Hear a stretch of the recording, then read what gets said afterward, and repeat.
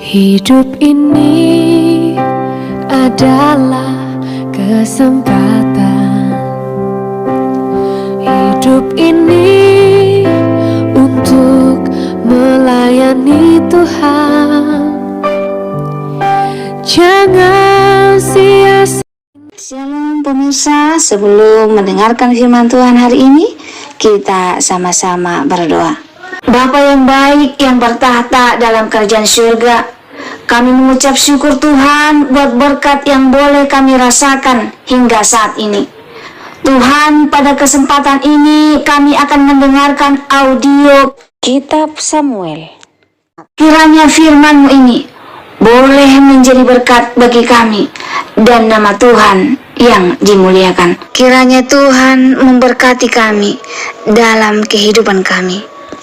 Mohon ampun dosa pelanggaran kami, karena kami berdoa dalam nama Yesus yang menebus kami dalam dosa. Dan matilah Samuel. Seluruh orang Israel berkumpul meratapi dia dan menguburkan dia di rumahnya di Rama. Dan Daud berkemas lalu pergi ke padang gurun Paran. Ketika itu ada seorang laki-laki di Maon yang mempunyai perusahaan di Karmel. Orang itu sangat kaya. Ia mempunyai 3.000 ekor domba dan 1.000 ekor kambing. Ia ada di Karmel pada pengguntingan bulu domba-dombanya. Nama orang itu Nabal dan nama istrinya Abigail. Perempuan itu bijak dan cantik, tetapi laki-laki itu kasar dan jahat kelakuannya. Ia seorang keturunan Kaleb.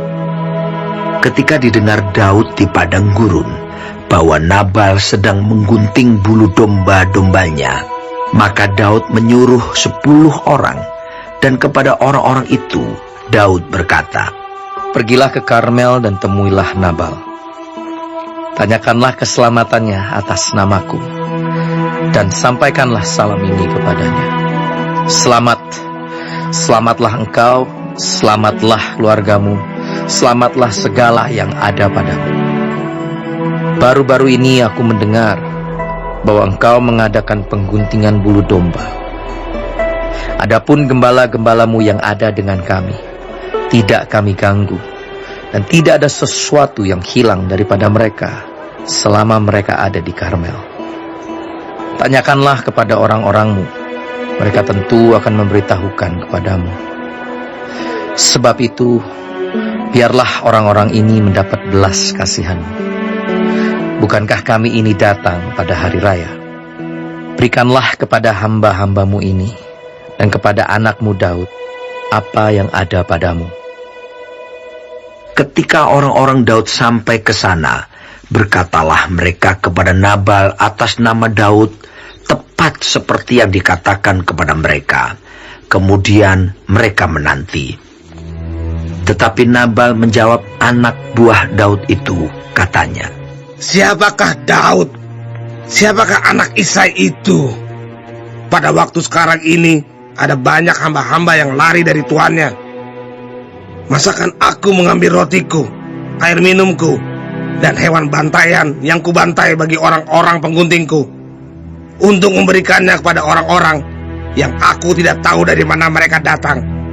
Lalu orang-orang Daud itu berbalik pulang, dan setelah sampai, mereka memberitahukan kepadanya tepat seperti yang dikatakan kepada mereka. Kemudian berkatalah Daud kepada orang-orangnya, "Kamu masing-masing sandanglah pedang." Lalu mereka masing-masing menyandang pedangnya. Daud sendiri pun menyandang pedangnya. Sesudah itu kira-kira 400 orang maju mengikuti Daud, sedang 200 orang tinggal menjaga barang-barang. Tetapi kepada Abigail, istri Nabal, telah diberitahukan oleh salah seorang bujangnya, katanya, "Ketahuilah, Daud menyuruh orang dari padang gurun untuk memberi salam kepada Tuhan kita, tetapi ia memaki-maki mereka. Padahal orang-orang itu sangat baik kepada kami. Mereka tidak mengganggu kami Dan kami tidak kehilangan apa-apa selama kami lalu lalang di dekat mereka. Ketika kami ada di ladang, mereka seperti pagar tembok sekeliling kami siang malam, selama kami menggembalakan domba-domba di dekat mereka. Oleh sebab itu, pikirkanlah dan pertimbangkanlah apa yang harus kau perbuat. Sebab telah diputuskan bahwa celaka akan didatangkan kepada Tuhan kita dan kepada seisi rumahnya. Dan ia seorang yang dursila, sehingga orang tidak dapat berbicara dengan dia. Lalu segeralah Abigail mengambil 200 roti, 2 buyung anggur, 5 domba yang telah diolah, 5 sukat bertih gandum, 100 buah kue kismis, dan 200 kue ara. Dimuatnyalah semuanya ke atas keledai, lalu berkata kepada bujang-bujangnya, "Berjalanlah mendahului aku. Aku segera menyusul kamu." Tetapi Nabal suaminya tidaklah diberitahunya. Ketika perempuan itu dengan menunggang keledainya turun dengan terlindung oleh gunung, tampaklah Daud dan orang-orangnya turun ke arahnya, dan perempuan itu bertemu dengan mereka. Daud tadinya telah berkata, "Sia-sialah aku melindungi segala kepunyaan orang ini di padang gurun, sehingga tidak ada sesuatu pun yang hilang dari segala kepunyaannya. Ia membalas kebaikanku dengan kejahatan. Beginilah kiranya Allah menghukum Daud, bahkan lebih lagi daripada itu. Jika ku tinggalkan hidup sampai pagi seorang laki-laki saja pun dari semua yang ada padanya." Ketika Abigail melihat Daud, segeralah ia turun dari atas keledainya, lalu sujud menyembah di depan Daud dengan mukanya sampai ke tanah. Ia sujud pada kaki Daud serta berkata, "Aku sajalah ya Tuanku yang menanggung kesalahan itu. Izinkanlah hambamu ini berbicara kepadamu, dan dengarkanlah perkataan hambamu ini. Janganlah kiranya Tuanku mengindahkan Nabal, orang yang dursila itu. Sebab seperti namanya, demikianlah ia. Nabal namanya dan bebal orangnya. Tetapi aku, hambamu ini, tidak melihat orang-orang yang Tuanku suruh. Oleh sebab itu Tuanku, demi Tuhan yang hidup, dan demi hidupmu yang dicegah Tuhan daripada melakukan hutang darah, dan daripada bertindak sendiri dalam mencari keadilan, biarlah menjadi sama seperti Nabal musuhmu dan orang yang bermaksud jahat terhadap Tuanku. Oleh sebab itu, pemberian yang dibawa kepada Tuanku oleh budakmu ini, biarlah diberikan kepada orang-orang yang mengikuti Tuan. Ampunilah kiranya kecerobohan hambamu ini, sebab pastilah Tuhan akan membangun bagi Tuanku keturunan yang teguh. Karena Tuanku ini melakukan perang Tuhan, dan tidak ada yang jahat terhadap padamu selama hidupmu. Jika sekiranya ada seorang bangkit mengejar engkau, dan ingin mencabut nyawamu, maka nyawa Tuanku akan terbungkus dalam bungkusan tempat orang-orang hidup pada Tuhan Allahmu. Tetapi nyawa para musuhmu akan diumbankannya dari dalam salang umban.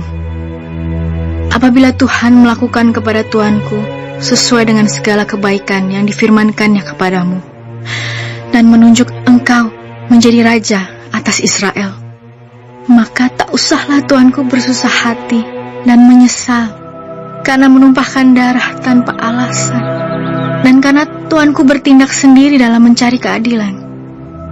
Dan apabila Tuhan berbuat baik kepada Tuanku, ingatlah kepada hambamu ini." Lalu berkatalah Daud kepada Abigail, "Terpujilah Tuhan, Allah Israel, yang mengutus engkau menemui aku pada hari ini. Terpujilah kebijakanmu, dan terpujilah engkau sendiri, bahwa engkau pada hari ini menahan aku daripada melakukan hutang darah, dan daripada bertindak sendiri dalam mencari keadilan. Tetapi demi Tuhan, Allah Israel yang hidup, yang mencegah aku daripada berbuat jahat kepadamu, Jika engkau tadinya tidak segera datang menemui aku, pasti tidak akan ada seorang laki-laki pun tinggal hidup pada Nabal sampai fajar menyingsing. Lalu Daud menerima dari perempuan itu apa yang dibawanya untuk dia dan berkata kepadanya, Pulanglah dengan selamat ke rumahmu. Lihatlah, aku mendengarkan perkataanmu dan menerima permintaanmu dengan baik.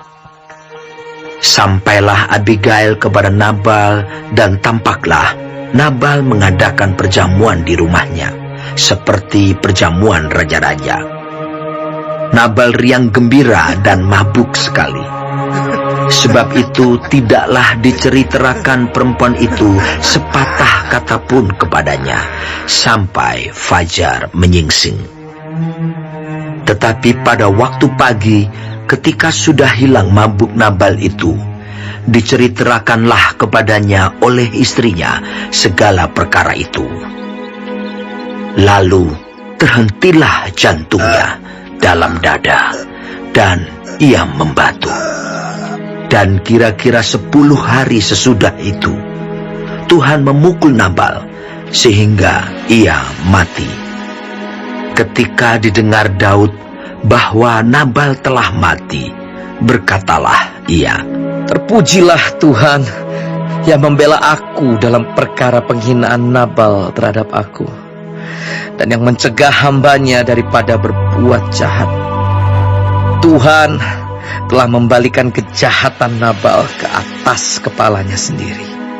Kemudian Daud menyuruh orang untuk berbicara dengan Abigail tentang mengambil dia menjadi istrinya.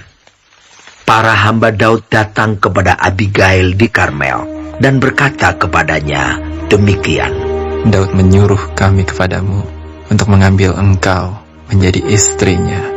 Lalu bangkitlah perempuan itu berdiri, sujudlah ia menyembah dengan mukanya ke tanah sambil berkata, Sesungguhnya hambamu ini ingin menjadi budak yang membasuh kaki para hamba tuanku itu. Kemudian berkemaslah Abigail dengan segera. Ia menunggang keledainya dengan diiringi 5 orang pelayan perempuan.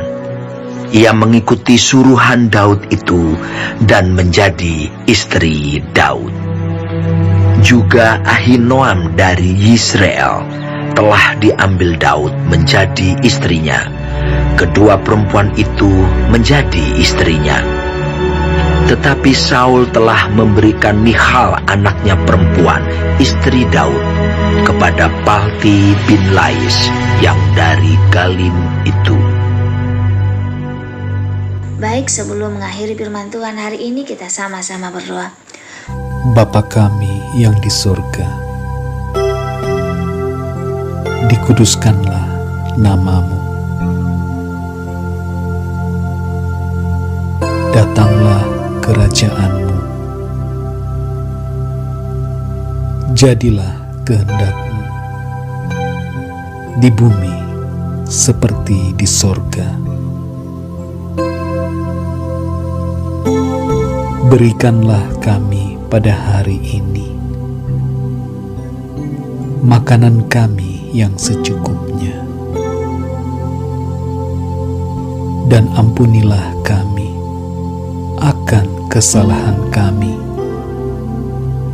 seperti kami juga mengampuni orang yang bersalah kepada kami. Dan janganlah membawa kami ke dalam pencobaan, tetapi lepaskanlah kami daripada yang jahat, karena Engkaulah yang empunya kerajaan dan kuasa dan kemuliaan sampai selama-lamanya.